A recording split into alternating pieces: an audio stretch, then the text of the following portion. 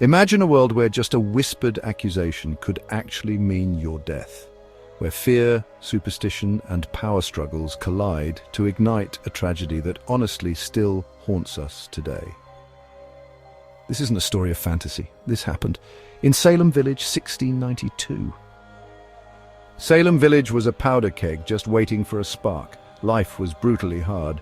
Families struggled against hunger, disease, and those brutal New England winters. Religion ruled every single corner of life, and anything that strayed from strict Puritan beliefs was seen as a real threat.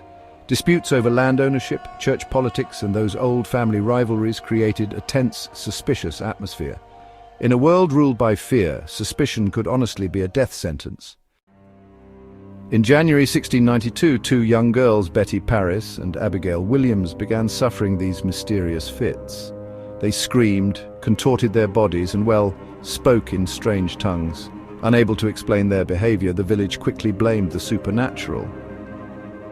Sarah Good, a homeless beggar, Sarah Osborne, an elderly woman shunned by the church, and Tituba, an enslaved woman of indigenous and African descent. Their accusations unleashed a terror that, honestly, no one could control. As panic spread, accusations multiplied. Ordinary disagreements, an unpaid debt, or a bitter feud could suddenly end with a witchcraft charge. The courts accepted spectral evidence, dreams, visions, and feelings as proof of guilt. Neighbors, friends, even family members turned against each other. More than 200 people were accused. 19 people were hanged. One man, Giles Corey, was pressed to death with heavy stones after refusing to confess. Why did Salem descend into madness so quickly? Historians now believe it wasn't just fear of witchcraft. Deep political and family feuds divided the town. Fear of Native American raids weighed heavily on settlers' minds. Even environmental factors like a toxic fungus known as ergot found in rye crops might have triggered hallucinations. Witchcraft trials were fueled by a perfect storm of fear, uncertainty, and the hunger for control. By September 1692, the madness had burned itself out.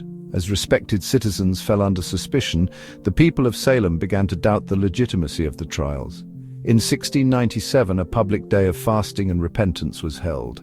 Years later, judges and jurors publicly apologized. The Massachusetts colony eventually annulled most of the convictions, but the damage was done, and the lessons were carved into history.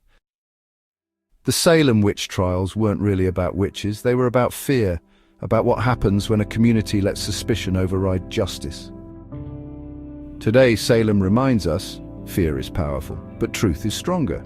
If you believe history still has lessons to teach us, hit like, subscribe, and share your thoughts below. What do the Salem Witch Trials tell us about human nature?